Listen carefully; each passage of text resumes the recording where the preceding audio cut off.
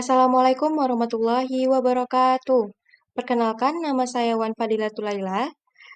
Saya merupakan dari kelompok satu yang beranggotakan yaitu ada Olivia Setia Paramita, kemudian ada Naura Zarawain, Ica Ayunda Putri, dan Fadila Oktavianur.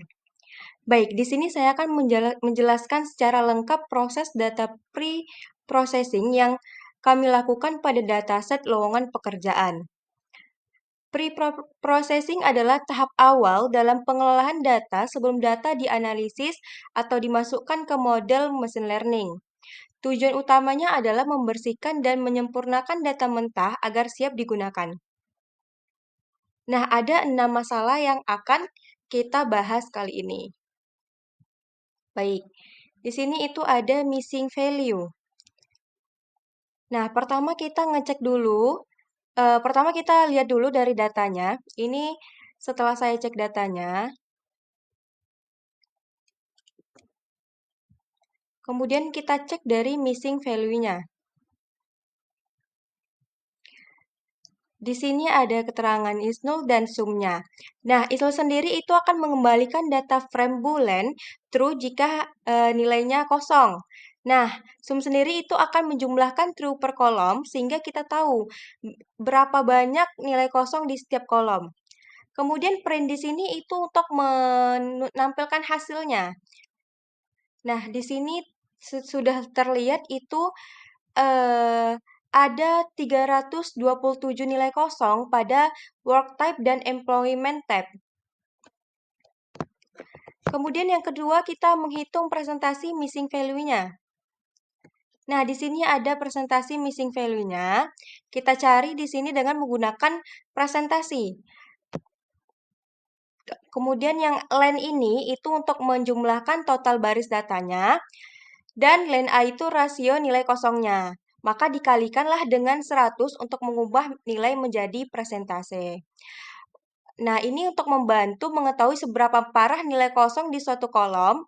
Kalau lebih dari 50%, biasanya tidak cocok diimputasi dengan metode statistik. Kolom work type dan employment type kosong seluruhnya 100%, dan kolom lainnya itu lengkap. Kemudian selanjutnya itu ada menampilkan nilai unik dalam nilai kosong tadi. Nih, di sini. Ada employment type dan ada work type.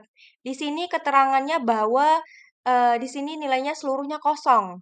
Dan untuk menentukan strategi penanganan, kalau tidak ada data sama sekali, modus tidak bisa dihitung. Maka perlu teknik alternatif. Nah, di sini kan kosong nih.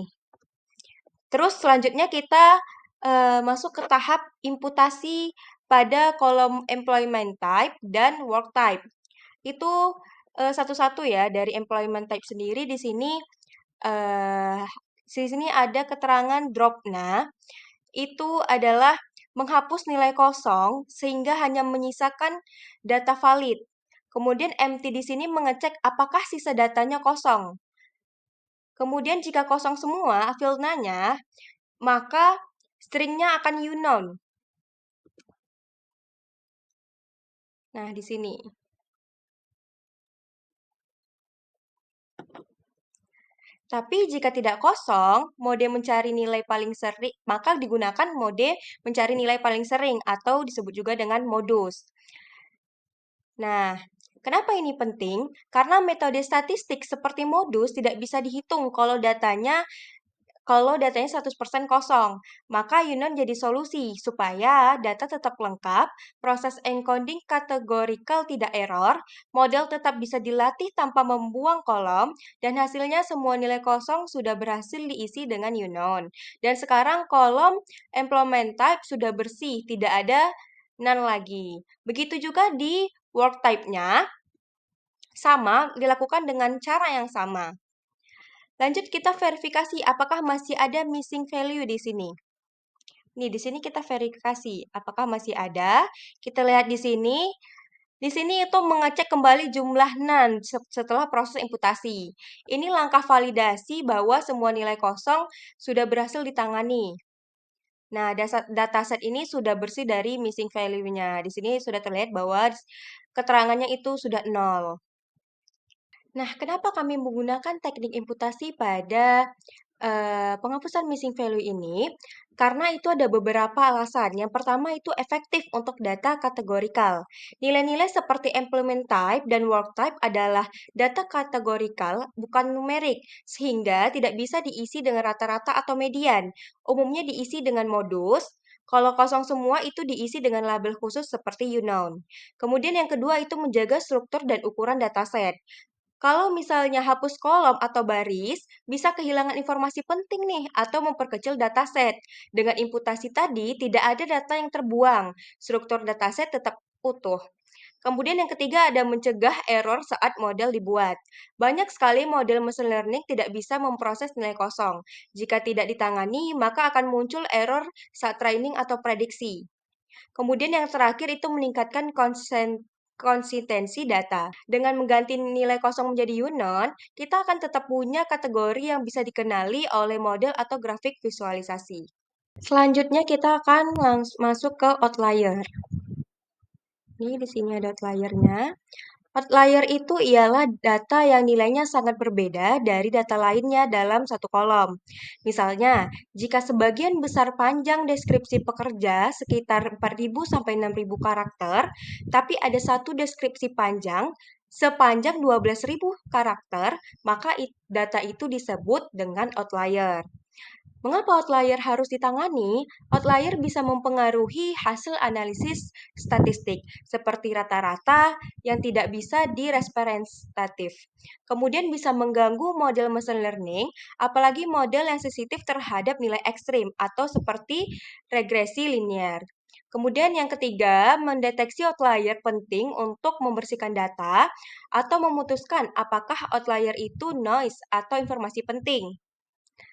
Langsung kita masuk ke penjelasannya. Oke, di sini itu yang pertama ada menghitung statistik panjang deskripsi. Nih, yang di sini itu yang as type ini itu memastikan setiap nilai di kolom description bertipe string atau karakter. Sedangkan yang apply ini menghitung jumlah karakter pada setiap deskripsi. Dan describe-nya itu menghasilkan statistik deskriptif. Nah, ini hasil-hasilnya. Nah, dari hasil itu, rata-rata panjang deskripsi itu sebanyak 4.551 karakter. Kemudian minimumnya ada 1.021 dan maksimumnya ada 9.672 dan sekitar itu. Nah, kemudian selanjutnya di sini ada visualisasi box plots untuk outlier.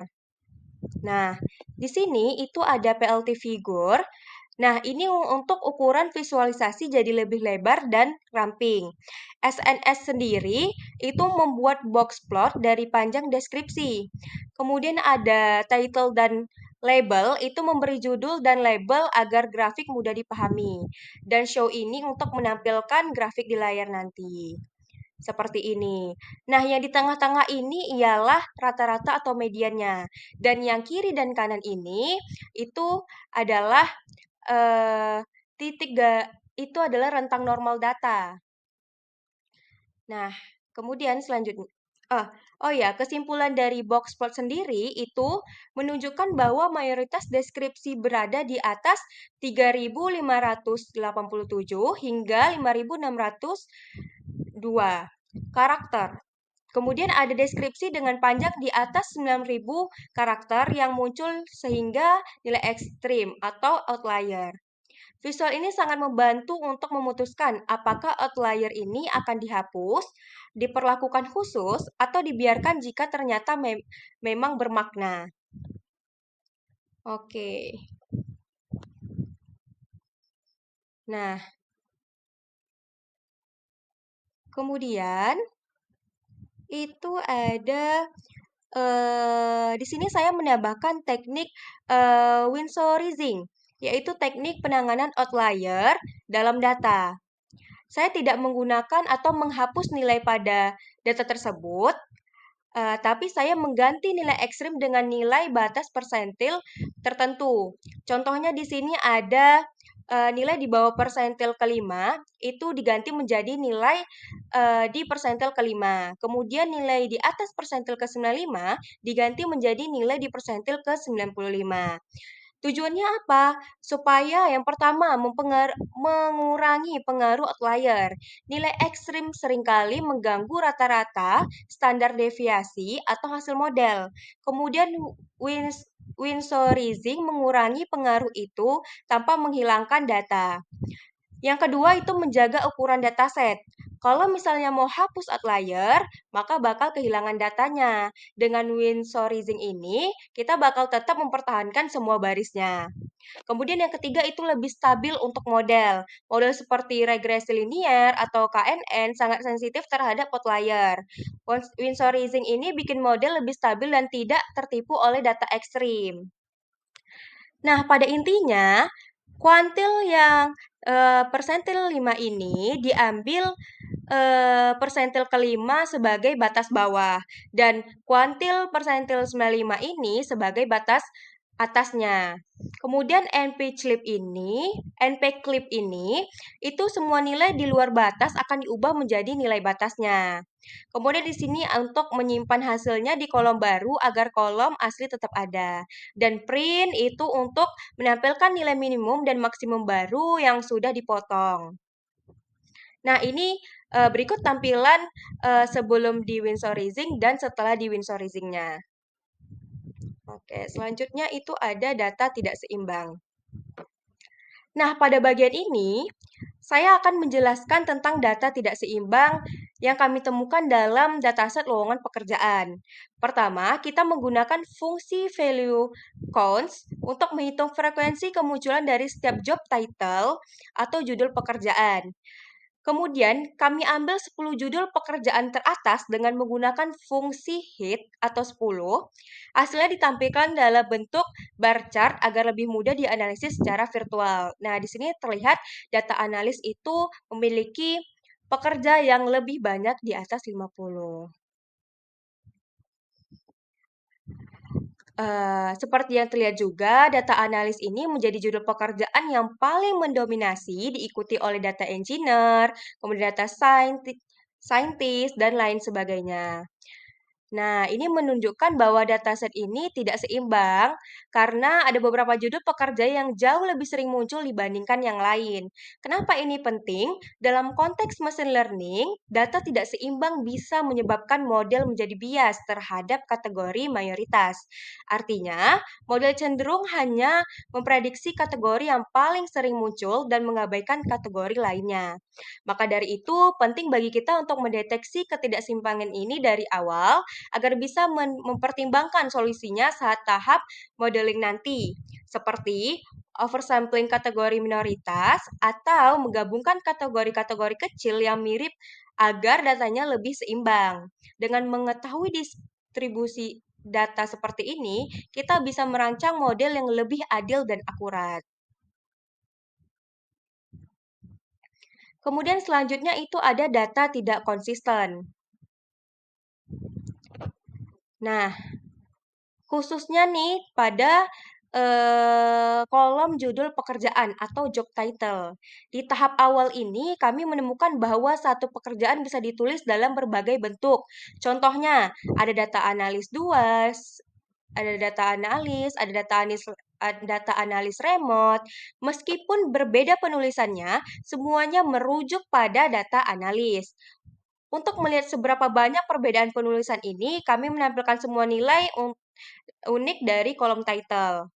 Hasilnya sangat bervariasi dan nilai inilah yang menyebabkan analisis bisa menyesatkan karena satu jenis pekerjaan dianggap berbeda hanya karena perbedaan format. Nih, untuk mengatasi hal ini, kami membuat kolom baru bernama title clean. yang berisi hasil pembersihan dan penyeragaman teks menggunakan teknik normalisasi. Semua judul pekerjaan yang mengandung data analis, meskipun sebelumnya memiliki tambahan seperti senior atau remote, disederhanakan menjadi satu, yaitu data analis. Setelah dibersihkan, kami menghitung kembali jumlah kategori. Ternyata jumlahnya berkurang dari 149 menjadi 146. Nah, kami membuat ulang grafik distribusi ini, judul pekerjaan ini. Hasilnya jauh lebih bersih dan akurat karena semua variasi sudah dikelompokkan ke dalam satu kategori utama yang benar. Dengan melakukan pembersihan data seperti ini, analisis menjadi lebih valid dan tidak bias oleh perbedaan penulisan yang tidak penting. Nah, selanjutnya itu nilai aneh tidak sesuai format. Masalah nilai tidak sesuai format sering terjadi ketika tanggal disimpan sebagai string biasa, kolom gaji berisi teks campuran seperti $90, atau ada nilai-nilai seperti unknown atau yang tidak bermakna. Nah, langkah pertama yaitu kami menangani kolom dead post. Ini di sini tertera, ada dead post-nya.